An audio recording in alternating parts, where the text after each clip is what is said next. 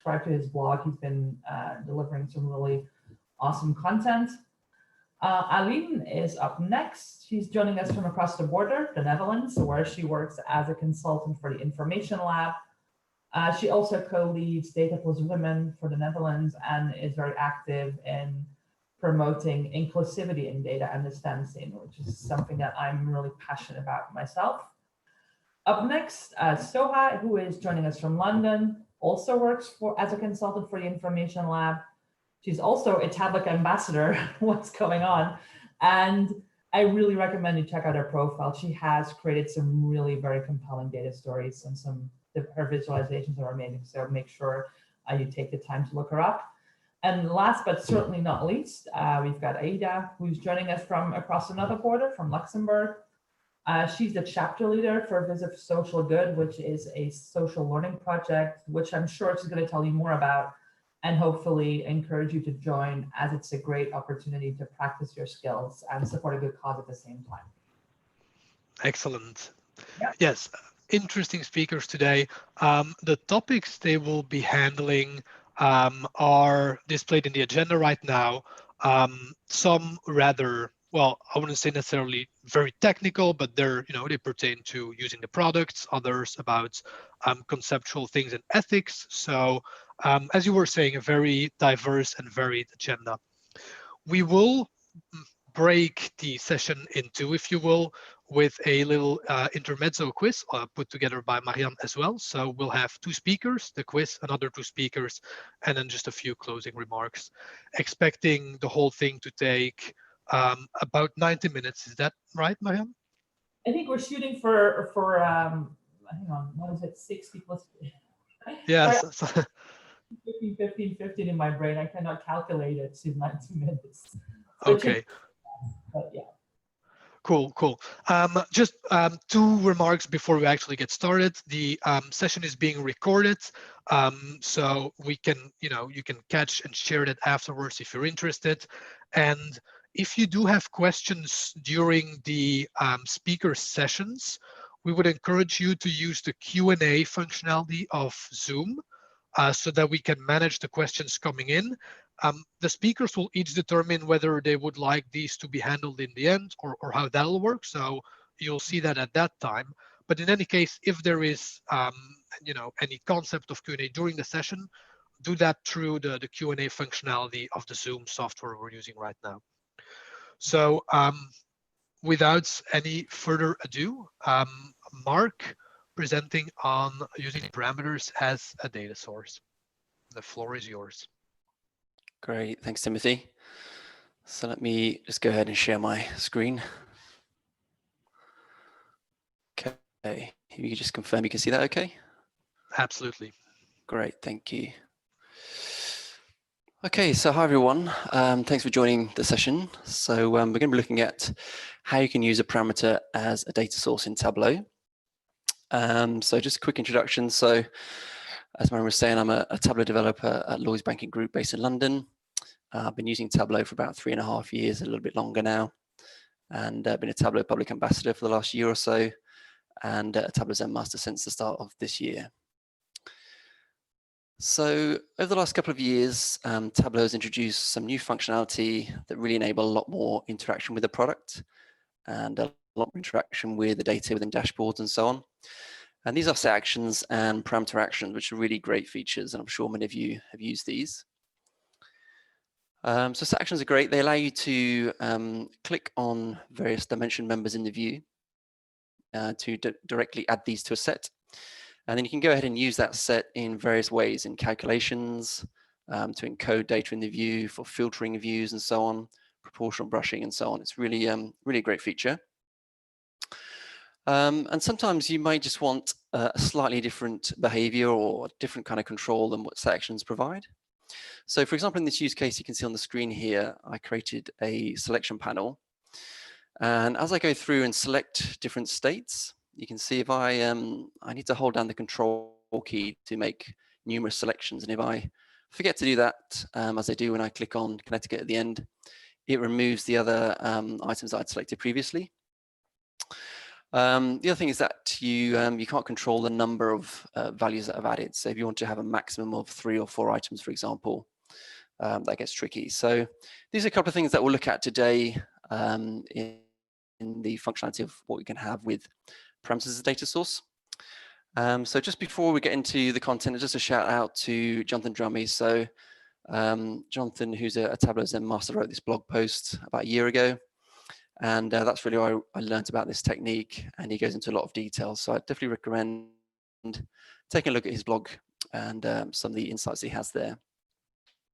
So some of the advantages that are pointed out on the blog are, for example, that parameters are data source independent. So when you're adding values to a parameter, they can come from different visualizations that are built off different data sources. Set actions also require a record level field, whereas parameter actions can accept any kind of values. They can accept aggregates and even table calculations. And I'll share an example of where I've used table calculations in this technique later in the presentation. And parameters can also receive a mix of data types. So sections are built off a particular field, and they all have to be of the same data type, whereas parameters can send in text, strings, numbers, or even dates, and so on. Okay, so this is the example that we're going to work through today. I'm going to build a selection panel, and we're going to walk through how you select items, add them to the parameter as a delimited list, how you highlight those values, and how you can remove values, and how you can implement a maximum number of selections. So there's no need to worry about how the view is kind of constructed in terms of where the pills are and things like that, as I'll have a workbook available for you to download after the presentation. And all of these slides will be available through our blog as well. So it's really just to focus on how the functionality works, kind of the concepts of adding and removing items from this list. Okay, so we have the view with the items, which are just subcategories, and they're going to go into a parameter. So we need a parameter to store those values. And this is just a standard string parameter. There's nothing special about the setup here. And this is going to be used to store a delimited list. So if you're not familiar with that term, it's just a list of values that are separated by a particular character. So you could have a comma delimited list, for example. We have a comma in between each item. Or you could have a tilde delimited list, and that's what I tend to use. And you can see here, so a tilde is just that curly line in the middle there between each item.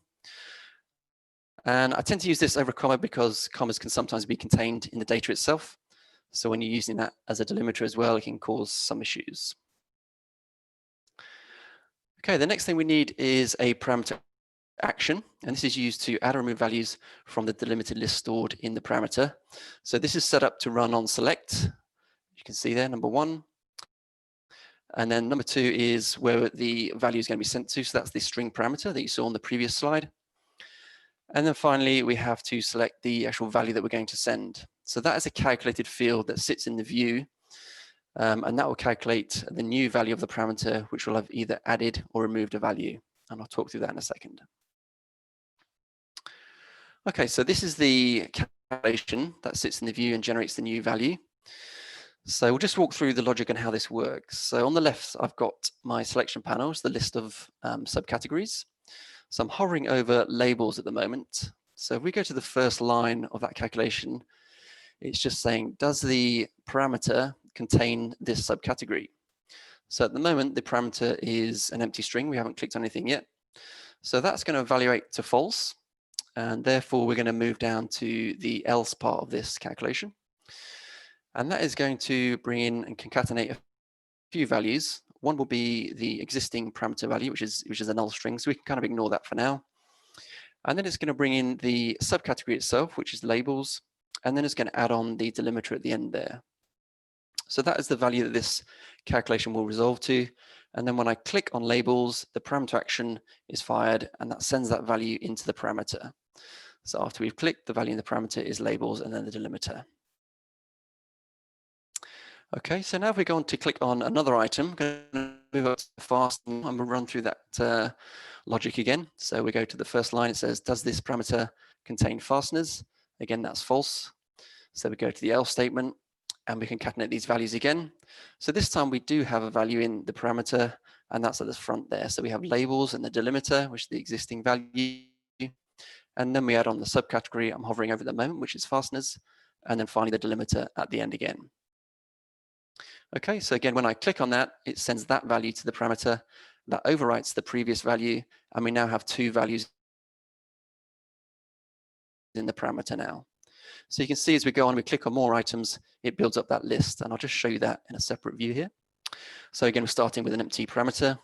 I'll click on art, that goes into the parameter, and then I'll click on chairs, and then furnishings, and finally paper there. And you can see that list of values being built up with a delimiter in between each one. Okay, so the other thing that we need to do is be able to remove values from that list. So if we go back to this calculation again now, and we're in the situation where we have two values selected. So the parameter has labels and fasteners in.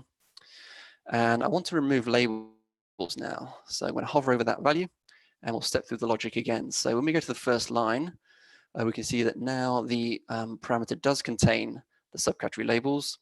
So that evaluates to true this time. So now we're going to execute the replace line of that calculation. And what this is going to do is replace that subcategory labels and the delimiter with a blank string. So it's going to take those together. They're going to be removed essentially. And then the result is just fasteners on its own. And again, when I click, that will send that to the parameter. It will overwrite that value. And we have now effectively removed labels from the list. So you can see there, that's the logic of adding and removing values from that delimited list. So hopefully that makes sense. Okay, another thing that we want to do is to be able to highlight the values that are selected so that people know when they're clicking on things they're highlighted and have been added to the list. So to do that, we have another calculation. It's just a simple contains calc here, and it just checks the subcategory to see if that is in the parameter. And that will result to true or false. So for example, here we have two values in the parameter. So art and chairs will result in a true value, and anything else will result in a false value. So I can go ahead and add that calculation to the color shelf on the marks card, and then I can go ahead and assign a color to each of those values, true and false. So I'll make true orange and false green. So then when we have that in the view, we can see that if my values that have been selected, they're all highlighted in orange on the screen there, and everything else is green. Okay, the next thing we want to do is that functionality to restrict the number of selections that can be made.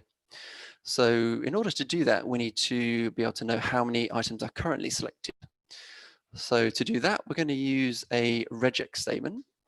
So this regex replace statement removes or replaces any non-delimiter value with an empty string. So in our case, the delimiter is the tilde, so it's going to replace anything that's not a tilde with an empty string there. And what's that going to result in is just the 4 delimiters. In this case, I've got 4 items in the parameter. So when I run that regex, we get this result. And then you can see that that is wrapped in a length statement. So the next thing that's going to happen is those 4 tildes will go into the length statement. The length 4 characters is obviously 4. So that tells us that there are 4 items selected. Okay, so now we have that working. We can take this item selected calculation and bring that into the previous calculation we were using before. So this time we can now only selectively add items if the maximum number is not being reached. So in this case, I've used a parameter to define what the maximum is, and that just allows it to be changed dynamically in the dashboard. So what this is saying now is if we're adding an item, it will only be added if the number of currently selected items is less than 5 in this case. And if it's not the case, then the existing parameter value will be sent to the parameter, essentially just overwriting it with itself, and therefore there'll be no change.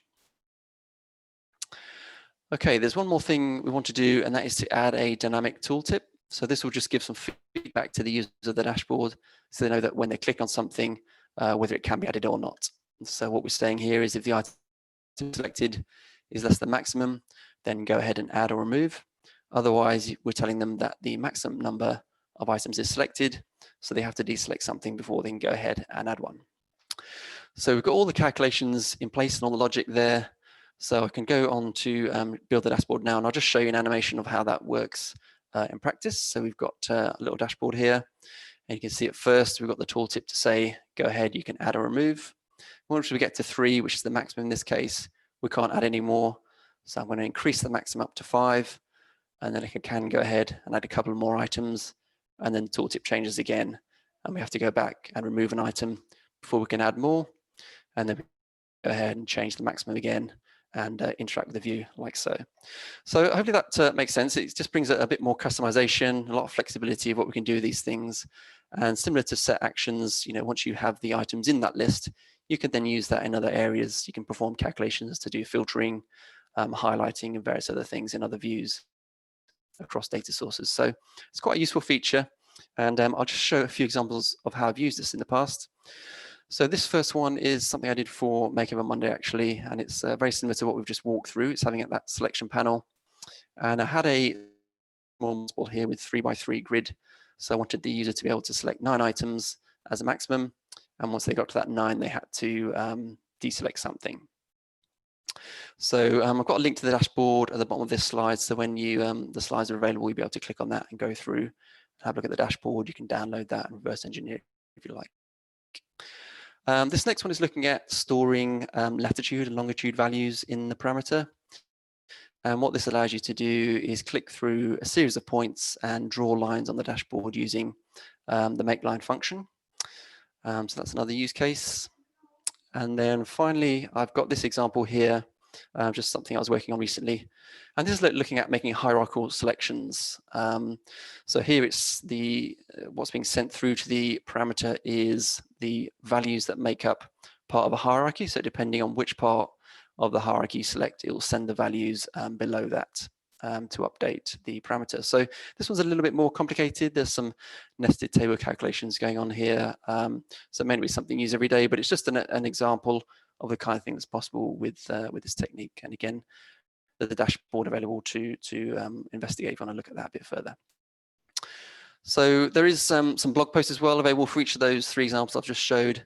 So you're going to walk through those in a bit more detail and understand the calculations and how the views are built. You can find those on my blog, dataviz.blog there. So with that, that's pretty much everything I wanted to share today. So happy to take questions if you have time, or feel free to reach out to me at either through the blog or on LinkedIn. You can send me a message, or on Twitter. So yeah, that's it from me. Hope that was useful. And with that, I will hand back to you, Timothy and Mariethan.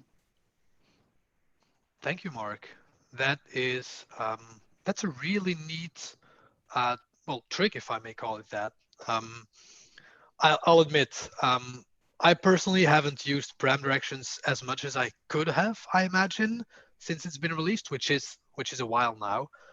But the execution on this is pretty much flawless. You're creating a user interface that's worthy of an actual web application, super seamless with the tooltip indicating everything.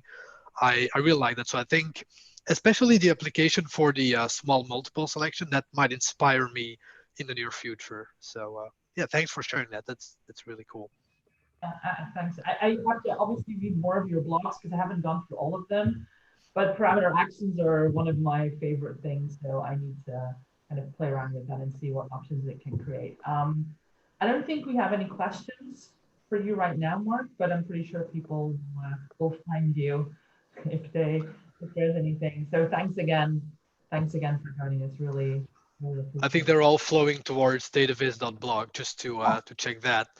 Yeah. And the questions will come afterwards. Sure. Okay, and then I think next up we've got Aline. So I think we can... Yes, I will share my screen. Excellent.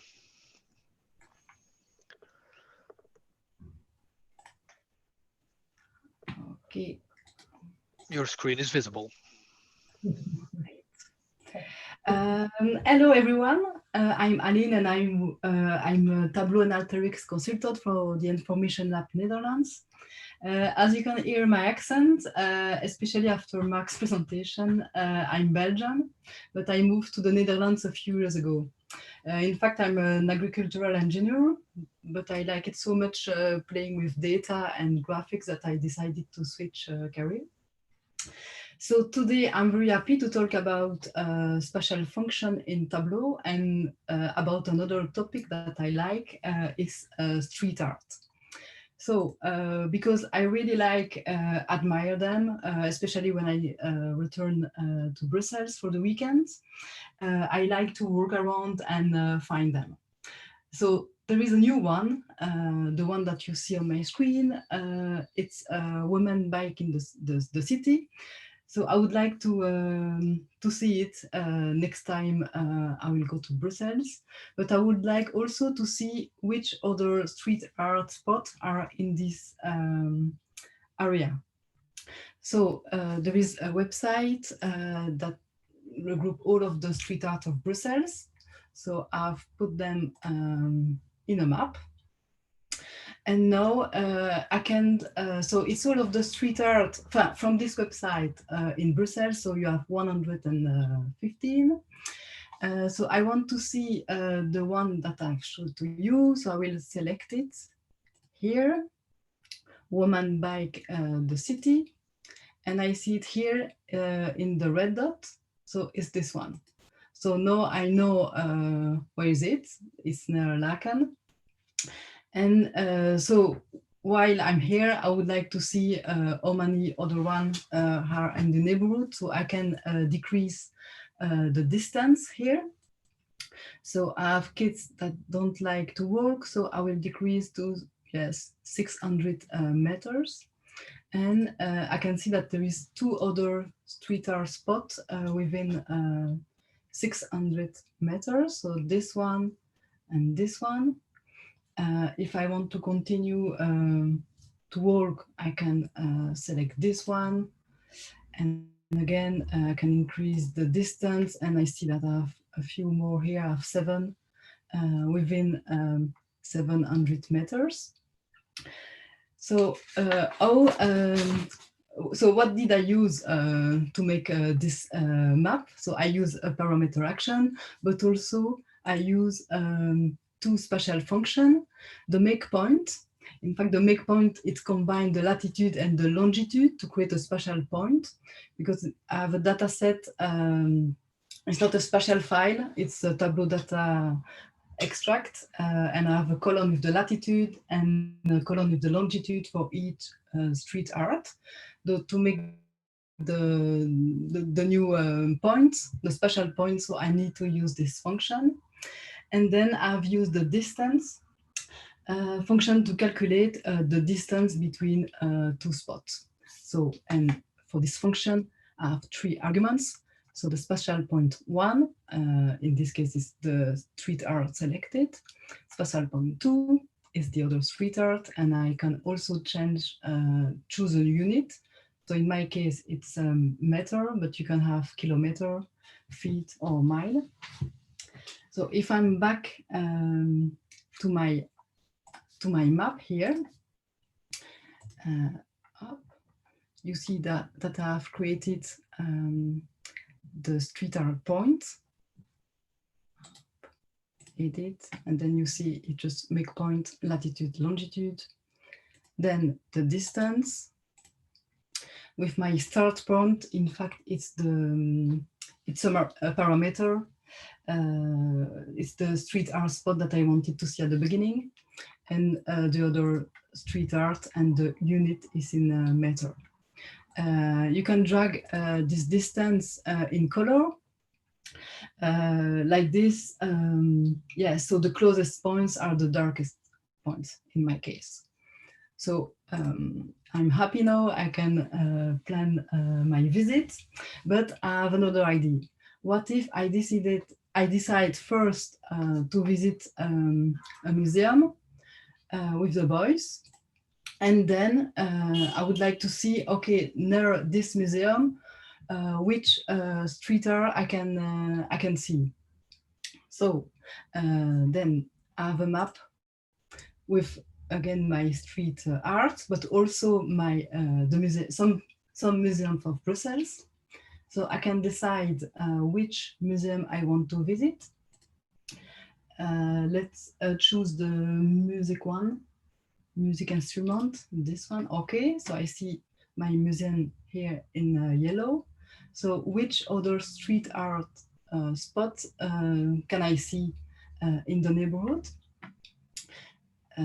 So in this case, I will change the radius here. I will increase it. My boys still don't like to work, so I will put, yes, 500 meters. And I see that if I zoom in, whoop, I can see 12 street arts from this museum. So when I hover it, I can see that this one sphere is, yes, 200 meters away from the museum. So in fact, in that case, I've used a buffer. So in fact, I've a buffer, the buffer function, it creates a boundary around the point. So in this case, I've created a boundary around a museum. So you see, the first argument is the spatial point. Then you set a distance. It can be a number or parameter, and also the unit. So if I'm back to my data set, I will create a buffer to show you directly. Buffer museum here. So I start typing my function buffer. Good to know that you can use make point directly in the buffer function. So in this case, I will use the latitude and the longitude of the museum. Then I will set 200 meters because Brussels is a small city. I click OK. And now I have a new spatial field that I can drag in the view. And you see, it's not the point of my museum, it's the boundary around. So the radius in this case is 200 meters. I want to see how, how my street art interact with this buffer. So I will duplicate the longitude. And instead of the buffer, I will drag my street art point here. And I will make a dual axis. And now I see that in this museum, I can zoom and see the street artists that I have in this area. So in this case, I've used I've used the buffer to see my area of interest, but we can also use the buffer function to join another data set together. So I think I have still time to explain this. Oh. Sorry? Okay. Okay, so I have, not that one. So let's see, I really like museum. I really like street art, but I also like comic book walls that you can see on Brussels. So for non-Belgian people, it's this kind of walls from, it's drawn from comic books. Unfortunately, I don't have the images, but I would like to see how the proximity between street art and comic book walls. So I have two data sets. I have my data set with the street art and the data set with the comic books walls, and I want to combine them. So in fact, when I combine them, when I join them, I can use a join calculation. So for the street art, I will make the point with the make point function. And for the comic books, I will use the buffer. So I use the buffer, then the make point, and then the latitude and the longitude of each spot. and I decided I want to see only the spot within a radius of 250 meters. I click OK. And then I can see how many comic book walls fall within 200 meters radius.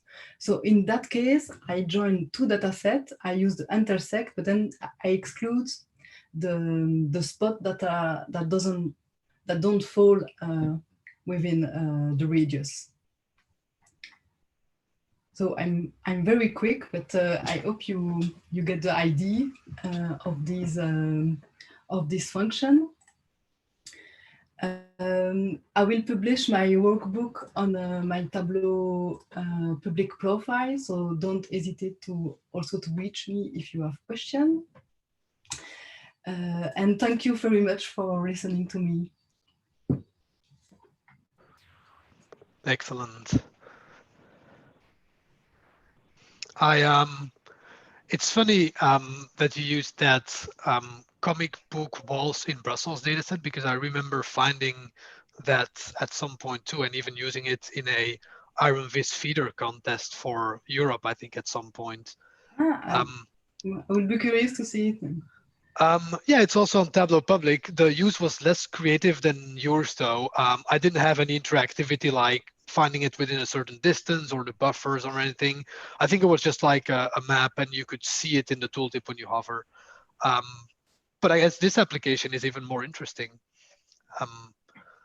I mean, I only live 15 kilometers from Brussels, so I think this is what I will use to plan my next trip there.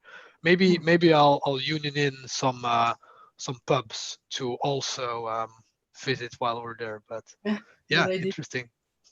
They're three of my favorite things, so I'm very happy. It's street art museums and comic book walls. So next time I'm going to Brussels, I'm gonna do a little bit of planning and make sure that I get to see everything, because I've always wanted to kind of walk around and see the content. So thank you. And if anyone has any questions, I'm sure you can reach out to Aline. Make sure you keep an eye on her Tableau public profile for when she publishes the map. I'm looking forward to it. And yes, thanks again for joining us. Thank you for having me. Thank you. Okay, we are almost halfway. It is time for our big quiz, isn't it, Mayam? Yes, it is. Let's see if this works, because I think it's the first time that we're doing this. I tested it, so it should be good. Let's find out. So the quiz will be interactive using Kahoot, meaning that everyone who is in our user group session can participate. You can do so either using your phone or your computer, depending on what you prefer. I'm pretty sure, with everything being virtual these times, many of you might already have the application installed. If you don't, I think it's really quick to do, but I'm sure the instructions will tell us exactly how this goes. Yeah, it's pretty easy. You just, I think everyone can see the screen now, right? Yeah, screen's visible. Yeah, so you simply go to www.kahoot.it and put in the PIN code, or if you have the app installed on your phone, that works even better. So we're going to give it 2 minutes. Yes, people are joining in. Anyone can join in, by the way, right? At the end of this, we're going to be giving out a few data visualization books to the top 3. So if that's an additional incentive to participate. I think it is. Yeah, I think it is. We've got some pretty awesome books to give away. So we're going to give it 1 more minute. There's got to be more than 7 people that want to play, or maybe folks are making their way. Good. Let me just see. Got everything. Okay. I'll join too, but just to make sure everything goes well from a technical perspective. I'm not eligible for the prizes. Yeah, you'll probably know all of the answers anyway, but I don't know. Yeah. No, I think we're gonna get started. So we've got 10 questions to go through, and it should be pretty straightforward. If you have the volume on, I apologize for the music. I couldn't switch it off, so you can ticking the speaker box and then But we're going to get started. Okay. So let's see how this goes. The Belgian turquoise. Okay, so we've got 10 questions.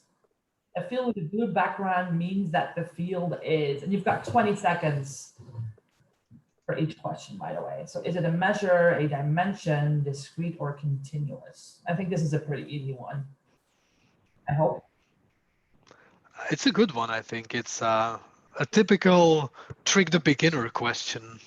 Sure it is. Okay, it is a discrete field. We're gonna go move on to the next one. Okay. Dimensions are often discrete, but they're not always discrete. So that's the thing. This is kind of our top 5. Armani's first, Christophe, Charlotte, Lex, and Marc. Let's go to the next one. Which of the following chart types uses binned data? Is it a histogram, a pie chart, a box plot, or a bullet graph? Ooh, I like his. I gave it away almost. No, I don't think you did. Okay. And it is a histogram. Looks like everyone got that right. Let's move on to the next one. Ooh, people are catching up. Good. Armani's still in first place. Christophe, yes, doing very well. We'll go to the next one. What occurs first in Tableau's order of operations? Is it a fixed LOD, the context filter, dimension filter, or table calculation? And this is something that I struggled with for the longest time. So I think I'm finally getting there. Yeah, this is pretty advanced technical stuff, but once you understand this, you can use Tableau. You can use this to your advantage to do things that seem like magic. Yeah, absolutely. And it looks like context filter, most folks got it right. So let's go next. Ooh, Christophe is catching up. Armani, I think you need to kick it up there. Okay. Cool. Let's go to the next one. Okay, so a color gradient is used for which of the following? So when you're building out your visualizations and picking your colors, for which one would you use the color gradient? So continuous measure, a discrete one, both, or none of the above. Be interested to see this. Yes, continuous measure. That's what you would use that for. We have a skilled audience. Yes, we do. It's getting close. It's getting closer. The faster you answer, I think that will kick you up 1 or 2 places. Okay, excellent. Go to the next one. So to connect multiple tables in a single data source at one time, what must be specified? Is it a join, a blend, a calculation, or a hierarchy?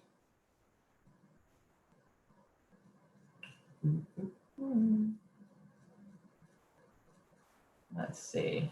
I think we found one. So join. On to the next one. And I think with the new data model, we might see less of that, and maybe we'll see more noodle. True. I haven't really played around with it yet, so starting to get into it. But it is a join if you're still using logic. I'm gonna go to the next one. And this is getting really close, guys.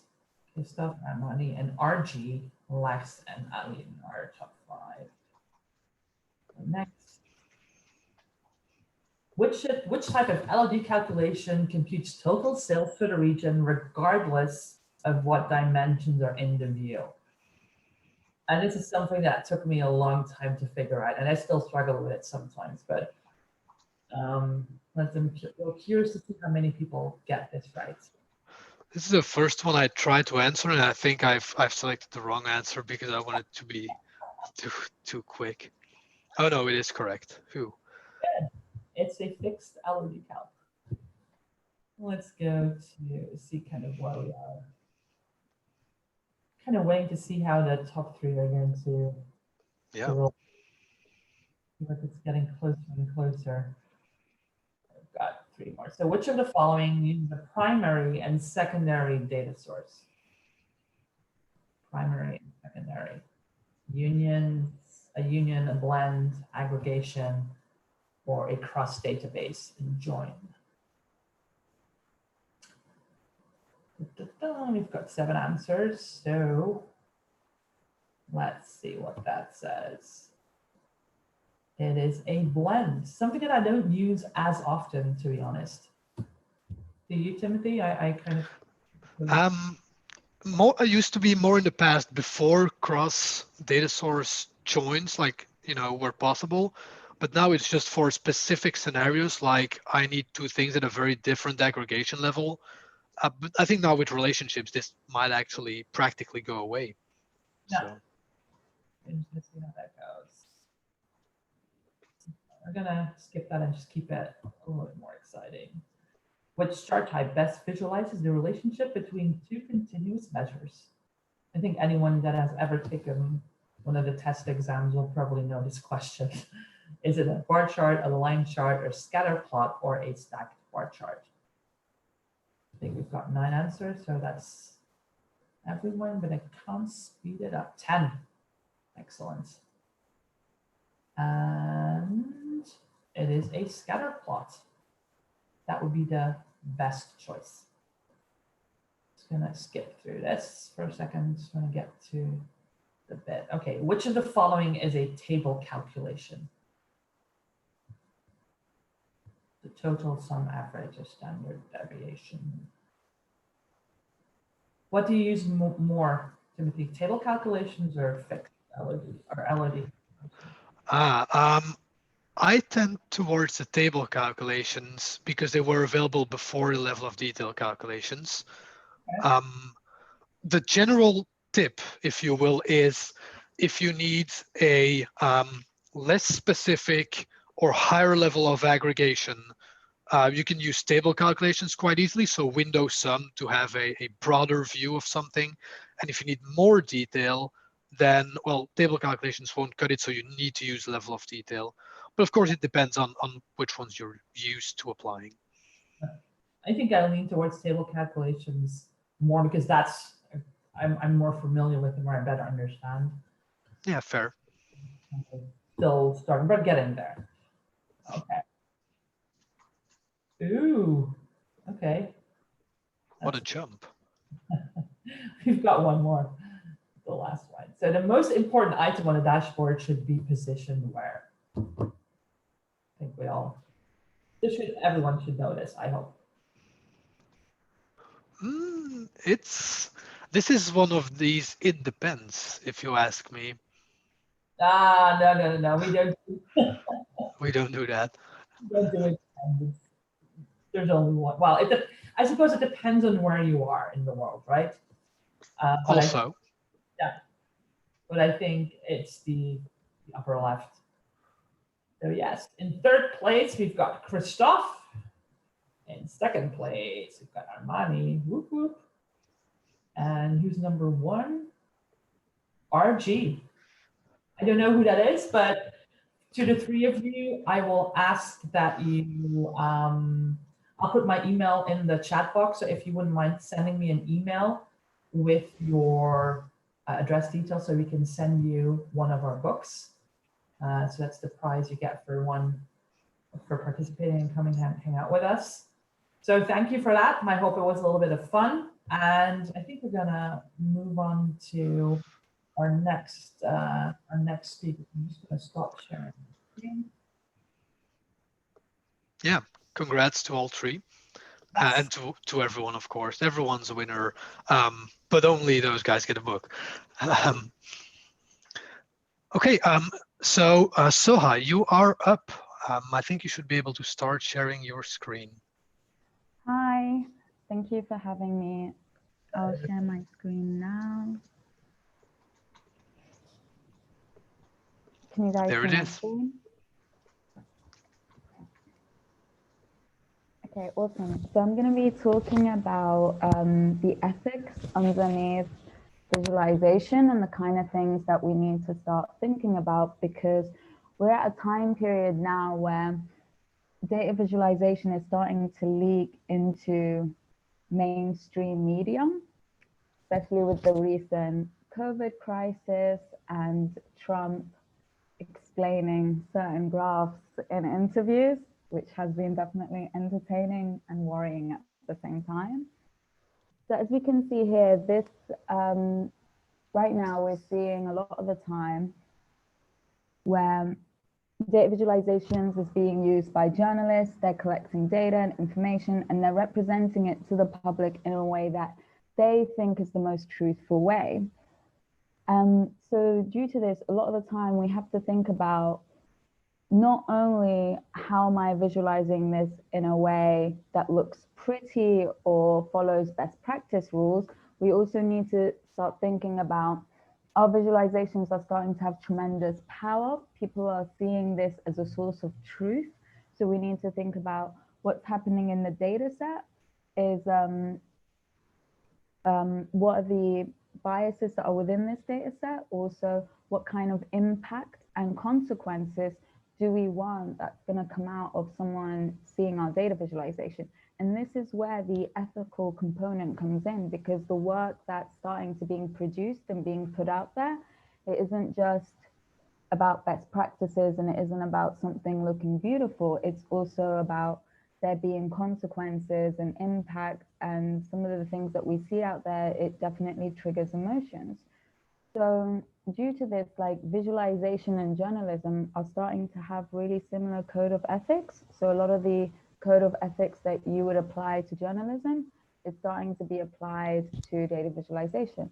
In this example here, you can see this is a data visualization created by Nadia Bremer. If you haven't heard of her, I would definitely recommend you checking out her work. And it was on The Guardian, and it was all about the homelessness epidemic in the US. So something that's definitely all about creating empathy to get people to donate, increase awareness.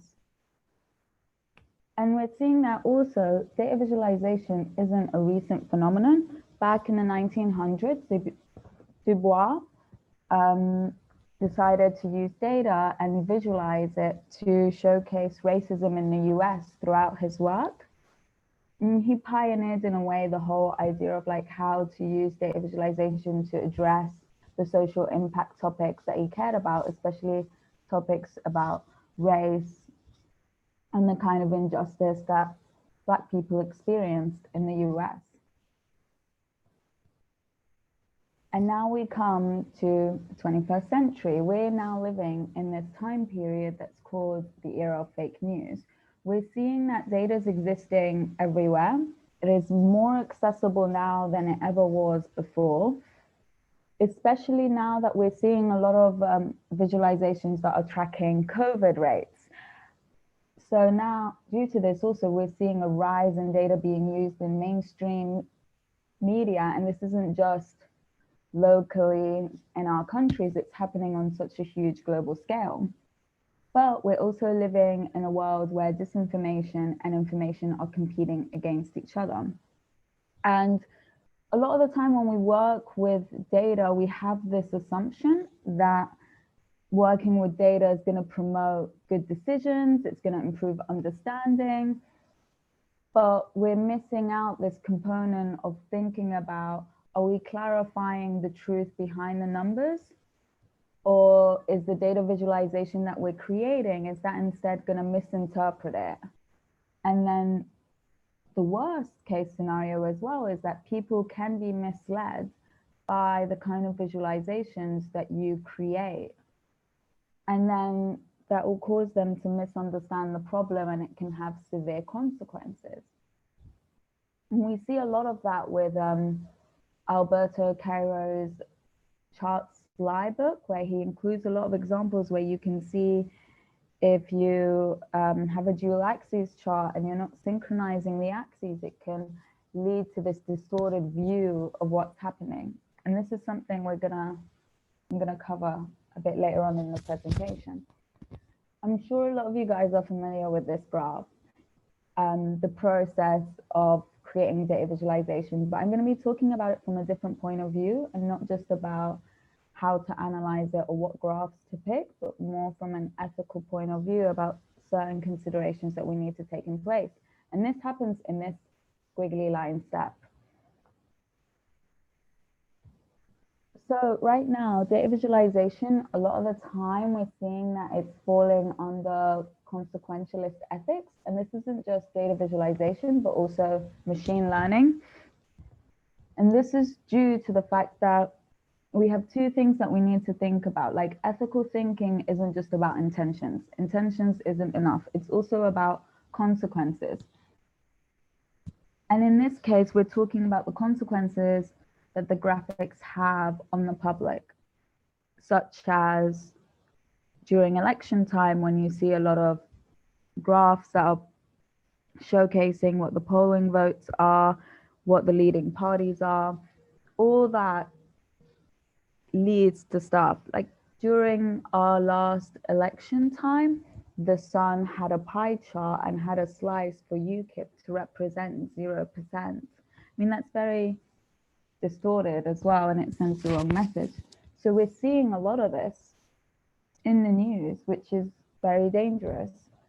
And this is why the visualization process involves several complex steps. And the ethical procedures, they need to be practiced throughout this. So the final result can be as truthful as is possible. So we need to, the first thing you need to do is definitely confront yourself about any biases that you have about a data set that you're creating that might skew how you're going to perceive this data and how you're intending to analyze it and visualize the data. So I would urge a lot of people, especially if you're creating social impact data visualizations or even data visualizations at work and you're receiving a new piece of data set, take a step back and think, am I biased? Like, do I have certain biases right now that's gonna interfere with my perception and my strategy of how I'm gonna choose to visualize this and how I'm gonna choose to analyze the data? I mean, a lot of the time I would say, as long as when you acknowledge your biases, you're more able to then explore other alternative interpretations. And you see this commonly spoken about in the community, but in a different way. Like, for example, don't use the stereotypical colors of pink and blue to represent gender when you're creating a data visualization, or don't use colors like red and green because colorblind people aren't going to be able to see the difference. So we're starting with these small steps, but also we need to think about it on a bigger scale. Like, if you're going to be visualizing, if you're deciding to visualize about something that's impacting people right now, such as COVID, do we really need another COVID data visualization? And on top of this, do you have enough knowledge and have you done the right research to be able to approach this in the right way? Same thing if you're going to choose to visualize stuff about diversity or something about anti-racism, Black Lives Matter. You really need to think about how you're choosing to approach this and what biases you have. And a lot of this also falls down about making the invisible visible. And what that means is a lot of data that we look at can have nulls in it. And what we're realizing is that we really need to be mindful about how we're sourcing this data, how we're shaping this data. Also, are we adding rules to this data set that people need to be aware of? Such as, are we choosing to exclude certain things? Are we choosing to include certain things? All this stuff, like, there needs to be a level of transparency about what it is that you're doing behind the scenes, because our data visualizations is a very powerful, persuasive force. People see it and they think, this is accurate, this is true. And this is why a lot of the time you also need to communicate what it is that you're doing in the data collection part, because there seems to be this huge gap between where we don't communicate how we're collecting this data, how we're sourcing this data, rules we're adding to the data set, and then you see the end result, and there needs to be that transparency and that level of communication. Because Again, it also really depends on how big your data source is, but if you're working with something that's huge and has a lot of complex stories in it, the analysis really needs to be done carefully to not only find the truth, but to also be conscious of what is happening, and just in case that you're not making basic assumptions that aren't correct, or ignoring things that should be visible in the finished product. And you need to make this known. I would recommend adding an info button, and in the tooltip, when people hover on your info button, talking about how you source the data, the collection process, the year it was collected on, other important information that you think people need to be aware of this and keep in mind. So a lot of the time, also with the ethical principles behind data visualizations, you need to be conscious and be thinking about this during the 3 stages that you go through: data collection, data analysis, and design. So when it comes to your data source, is it reliable? Is it from a verifiable source? Also, making sure you give attribution, the dates, include that of when that data source was collected. Also, is there nulls in the data set? Because if the data source that you're choosing to use has majority nulls and you're choosing to exclude all nulls, is this really best practice? Is this sending the wrong message? Because that will definitely portray a very, very skewed result of what's actually going on or happening. So with the data analysis stage, as data scientists or analysts, data visualization designers, there's so many titles right now out there, I can't keep up, but we do have an ethical responsibility that's present at every step. And a lot of this is also applicable to people who aren't even on the data visualization side of things, but are more on the machine learning. A lot of this is stuff that you're going to have to be thinking about, or if you're doing a lot of the ETL work as well on the data set, we need to understand how you're finding the story, how you're choosing to visualize it, and not just based on, is this chart the right type of chart that I'm using for this data set? You also need to be thinking about, am I visualizing this in a way that's empathetic to people, that's following best practices in terms of ethical responsibility? Also, when it comes to data analysis, you need to be thinking about why you're choosing to exclude certain things. If you're choosing to delete an entry during a data cleanup, why are you choosing to do that? Is this going to fall under you telling a skewed picture, or is this something quite accurate? And if you are choosing to do this, be transparent about it. Make sure your readers / end users know. Definitely confront your bias.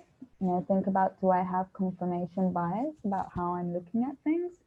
I mean, it definitely impacts us, especially when we're having so much information being thrown at us that you might think something is common sense or it's obviously true, but it might show a very different story when you look at things from a different point of view. Like, all of us have our biases, and there's no shame in that at all, but it's more about making sure that that doesn't leak into your work or impact it.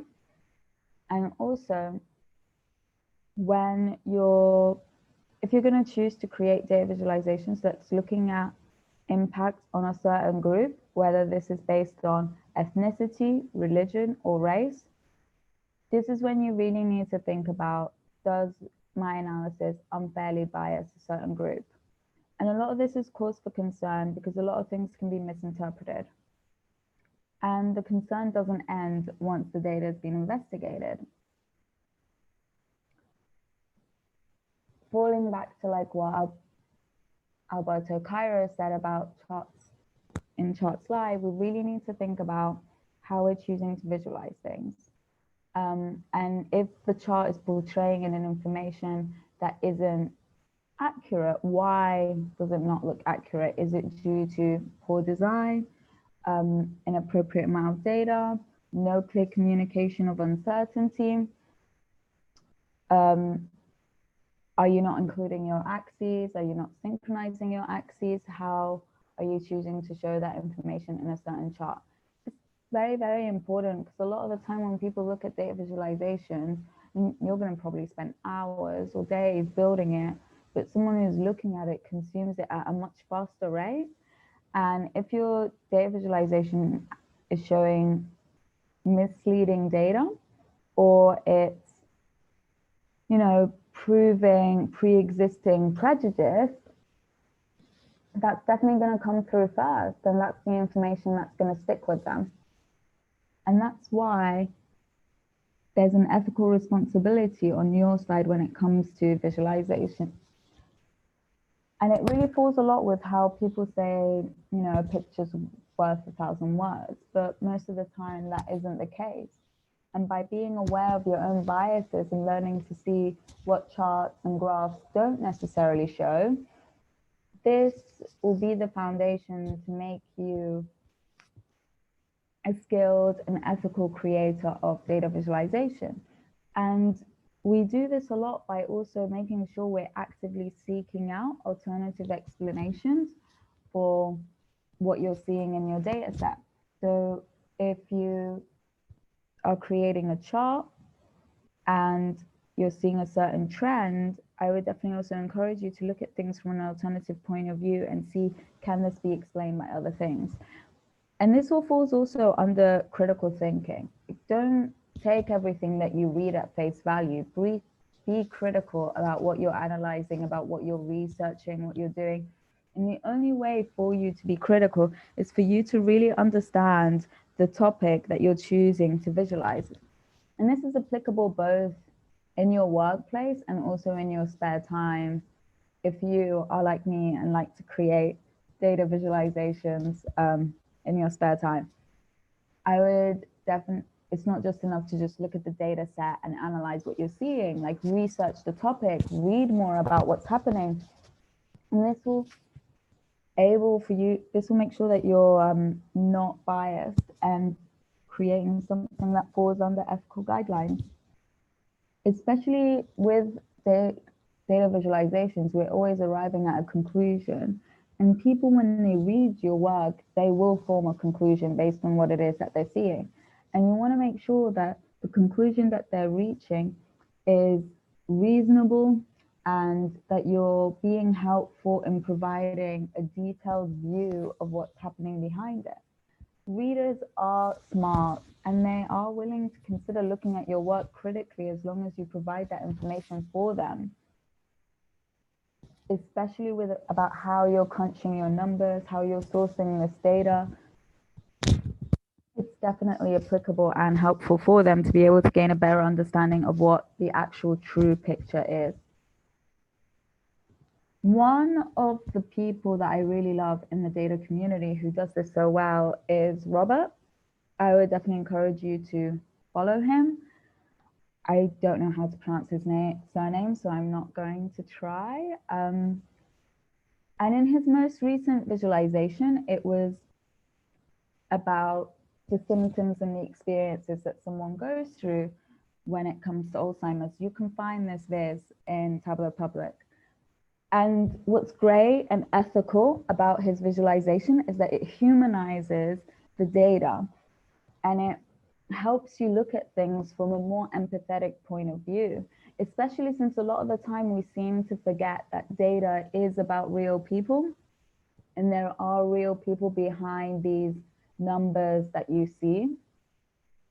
And also at the same time, you don't really know who's going to be looking at their data your data visualization, if they're going to be impacted a certain way.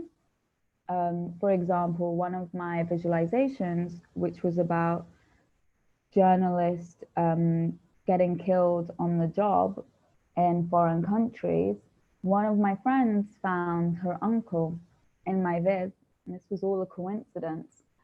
And you want to be able to do justice towards a visualization that can impact people, that's about a painful experience because it's exposed to people and it does impact them. And it's really difficult to have that empathy or also feel like the topic is being humanized if, for example, you're just using a bar chart to explain the homelessness crisis. I mean, that's not really going to promote empathy. And that's why I feel like Robert does this so well in a lot of his visualizations, especially since there are some topics where, you know, you're thinking about consequences and impact, and you want the consequences a lot of the time to be like, I want you to be more aware of the injustices that are happening. I want you to be more aware of what people's experiences are, especially people's experiences that don't reflect our own and come from a minority group. And you want people to donate money or be more aware, be more conscious of the kind of language that they're using, you know, really understand the kind of painful experiences that people go through. And it's our job as data visualization designers to think about what it is, that's the best way to create that empathy. And that's something that I find myself considering a lot of the time with a lot of the topics that I do. And this falls under the whole, what can you do? A lot of the time, like, we as a community do have a collective responsibility for creating better and more informed environment, especially living in this fake news era. We're seeing so many conspiracy theories out there. You can see how that disinformation as well is leading to a lot of negative consequences considering the pandemic. And we need to start having meaningful conversations about what it means to create well-designed charts. And these conversations need to go beyond, you can't use blue and pink to represent gender, or don't use red and green because of colorblind people. We need to be more in-depth about the conversations that we're having, especially with the recent emergence of a lot of data visualizations about that impacts race and diversity. And it's great that we're having these conversations, but we also need to be conscious of how we're choosing to visualize that information, and not just the charts that we're using in those visualizations, but also the kind of language that we're using to explain these visualizations. I mean, I would recommend for people to start testing out their data visualizations before putting out there in the public. You know, ask a small group of people that are close to you to take a look. When Fred and I created our Lebanon data visualizations, I have friends that are Lebanese. It was the most scariest moment in my life. And when we did create this visualization, I decided, let me reach out to them and get them to look at it to make sure that the kind of language that we're using and how we're choosing to visualize this is done in a way that's empathetic to the circumstances that have happened and isn't something that's just going to cause more pain or more disinformation. So I would definitely recommend test your visualization in front of a mini audience. Reflect a lot on the impact your visualizations have had, especially if you've noticed that you've had one visualization that has caused a bit of a negative impact. Why did it cause a negative impact? If it did spark a negative conversation, what was it that sparked that conversation? And I just hope that we can continue on this path. I think that's it from me. So I'm going to pass you back to Mariam. Thank you for that. That was really insightful. I think we need to plan our timing a little bit better next time. So if anyone has any questions or wants to discuss this further, I'm sure Soha is open to, you know, picking up the conversation offline. I'll be sharing the contact details. And now I just want to make sure that we give some time to Aida to talk about Biz for Social Good and her religious project. And again, our apologies for running a little bit over, but I hope you stick around because it's a really great topic coming up. Okay, so the ball is yours, I think, right? Aida, you can share. Yes, hi everyone. I'm gonna share my screen. There we go.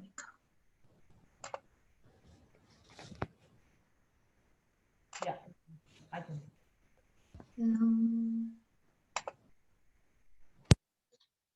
So, hi everyone, my name is Aida Horaniet, and I'm going to talk about the power of the grain in data. So what do I call the grain in data?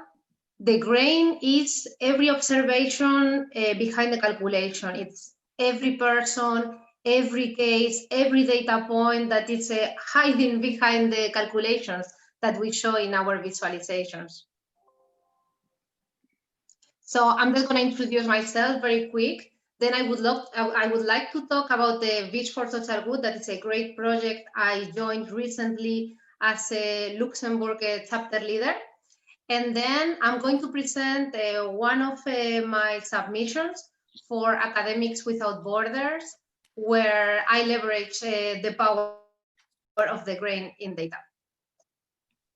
So this is me. I work in business intelligence as a business intelligence manager. I am Spanish from Madrid, but I live in Luxembourg for the last 10 years now. And I've been using Tableau for about 6-7 years now, and recently more involved on projects out of work. I want to take the opportunity very quickly to thank the incredible community that Tableau has, from whom I've learned so much.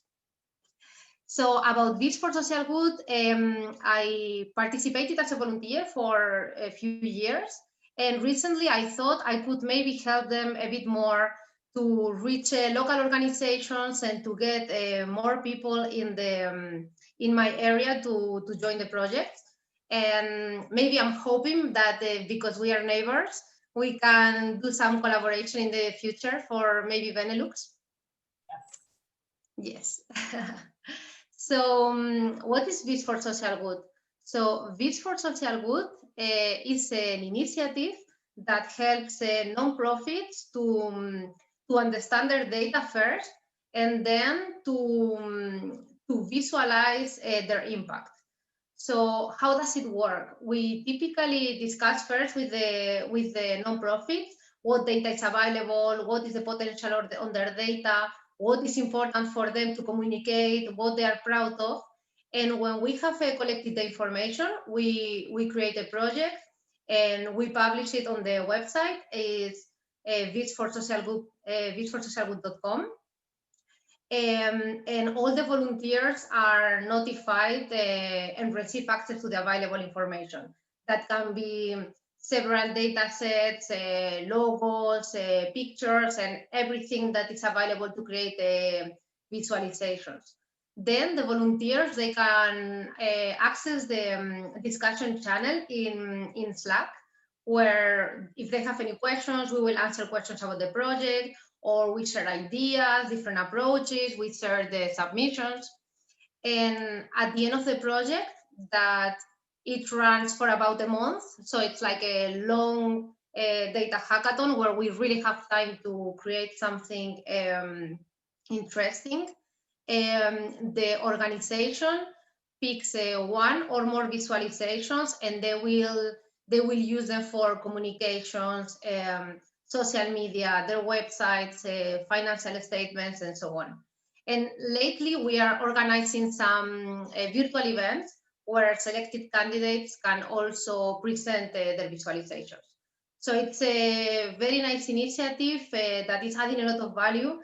And I would like to invite everyone that is hearing us today to participate, to develop your skills, to network with people like-minded, to help NGOs. It's a great experience. So, how do I leverage the power of the grain? So when I first started using Tableau, my favorite feature was actually view the data, because I could create all these complex calculation, put them on a dashboard, and then only if people had questions about how this is calculated, where this is come from, you would go click on the figures and see where the data is coming from. So I thought this was like a very powerful feature to be able to keep the data behind the scenes. However, lately, what I observe is that there are more and more authors that are choosing to show the grain. So there are more and more visualizations where we plot one data point for every person involved, for every protester in a demonstration, for every person recovering from a sickness. And this is totally the opposite trend. And why do we do this? So we actually observe this mostly in analysis that are about people, about human problems, about the social issues. And this is the kind of data that we are dealing with at the Beach for Social Good. So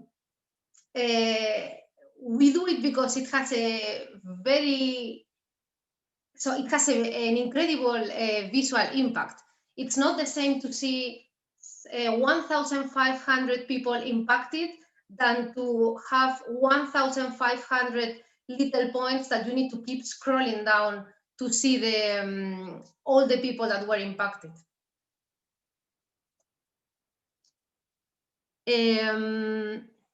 Oh, sorry, previous one. So I'm going to move to the Tableau Public for a sec. Here. There you go. So I hope you can see now my dashboard. Yep, all good.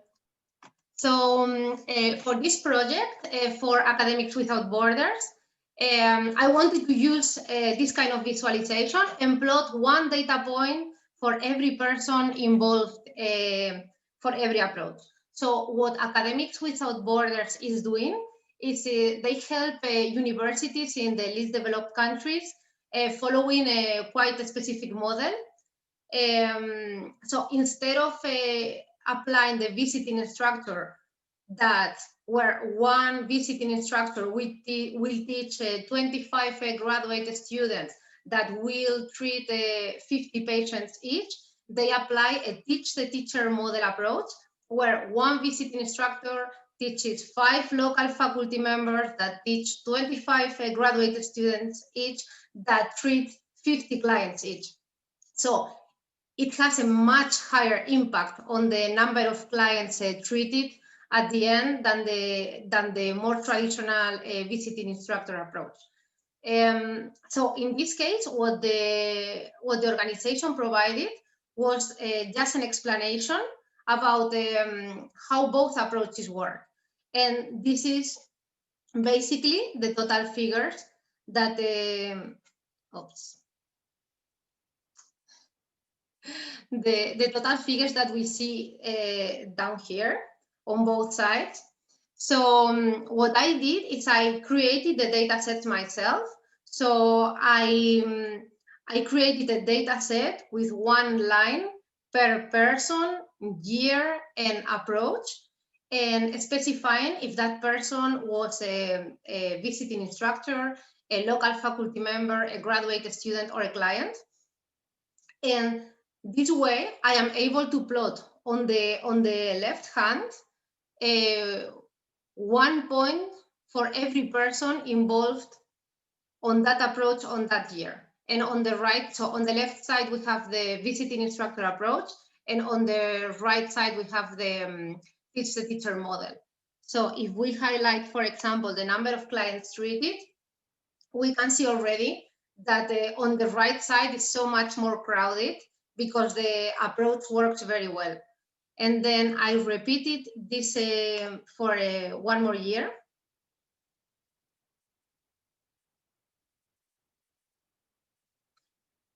Voila.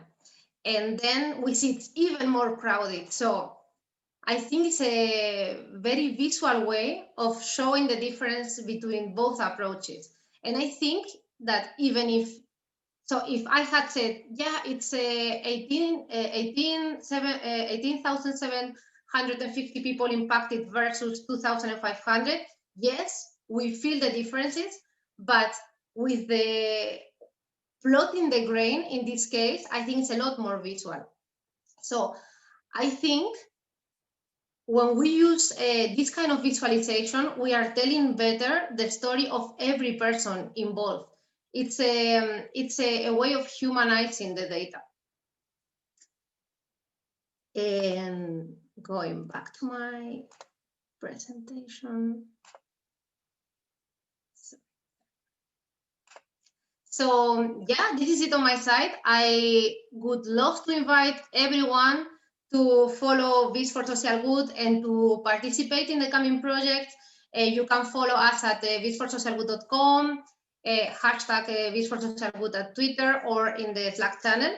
And if you have any questions or you would need some support creating any dashboard, I'm here to help, so feel free to connect with me. Thank you very much. Thank you for that introduction. Yeah, it's actually a great project because I've done one or two. I keep telling myself I need to do more. But yeah, that's kind of how that goes. And apologies to everyone for going a little bit over time. We obviously need to plan better next time, but we're so excited. Don't we always? Yeah. It's horrible. I think we could go over a few things, or can we just kind of skip that, or maybe quickly? We'll do that fast enough. Yeah, before we do wrap, because it is time, as you're saying, something about Makeover Monday Live-ish, Marianne? Yeah, so as you all know, next week is the Tableau Conference Live, which is happening.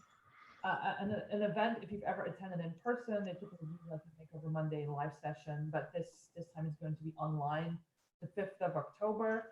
The details are in the link, and I'll include all of this in the follow-up email as well. But it would be great to have all of you join. It's a really great way to kind of practice your skills in a limited amount of time, and connect with a wider audience. So I definitely recommend that. And then yeah, AC is coming up. I'm sure you can all.